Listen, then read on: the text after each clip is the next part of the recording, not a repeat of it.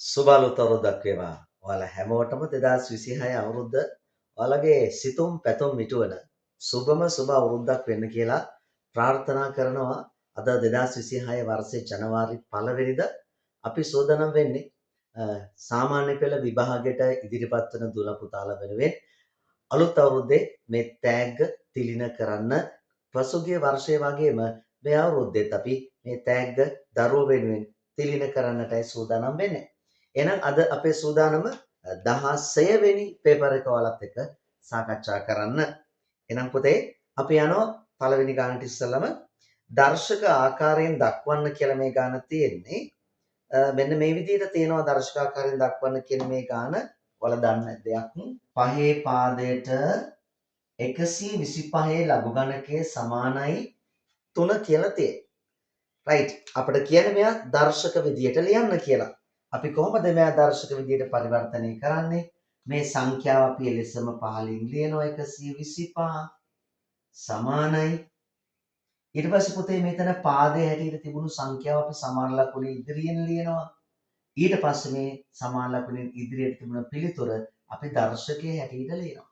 මෙන්න මේක තමයි ලඝු ගණක ආකාරයේ ප්‍රකාශනයක් දර්ශක ආකාරයට ලියන විදිය. දෙවෙනි ගාන තියෙන්නේ වර්ගඵලය 1760ක් වූ ඍජුකෝණාශ්‍රාකාර කඩදාසියකින් වර්ගඵලය 1760ක් වූ ඍජුකෝණාශ්‍රාකාර කඩදාසියකින්.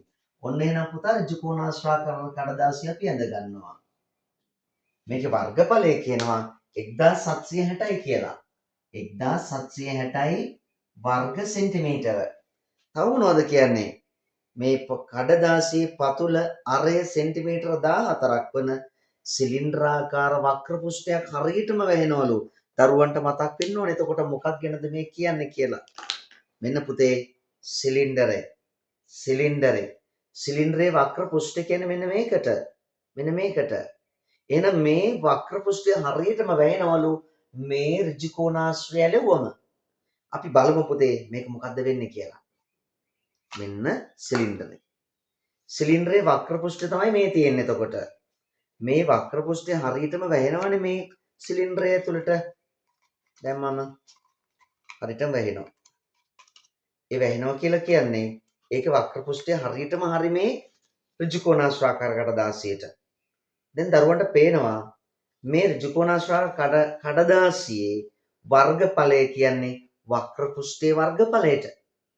නම් වක්‍ර පෘෂ්ඨයේ වර්ගඵලය දීලා එයා සම්බන්ධ වෙනවා මේ සිලින්ඩරයට. සිලින්ඩරේ වක්‍ර පෘෂ්ඨයට. එතකොට දරුවනේ මේ ඍජුකෝණාශ්‍රයේ දිග කියලා කියන්නේ සිලින්ඩරයේ හරියටම වටේ දිගට සිලින්ඩරේ පතුලේ වටේ දිග නැත්තම් මේ සිලින්ඩරේ පතුලේ තියෙන වෘත්තේ වටේ දිගට වෘත්තේ වටේ දිග කියන අපි සූත්‍රයක් තියෙනවා පුතේ අපිට 2πr. එතකොට මේ දිග පුතේ මේ දිග මේ තියෙන්නේ.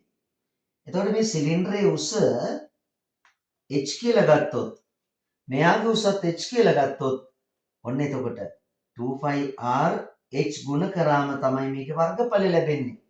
ඒ විදිහට අපිට පුළුවන් මේ සිලින්ඩරේ වක්‍ර පෘෂ්ඨ වර්ගඵලයට අපි ප්‍රකාශනයක් ලියා ගන්න පුතේ.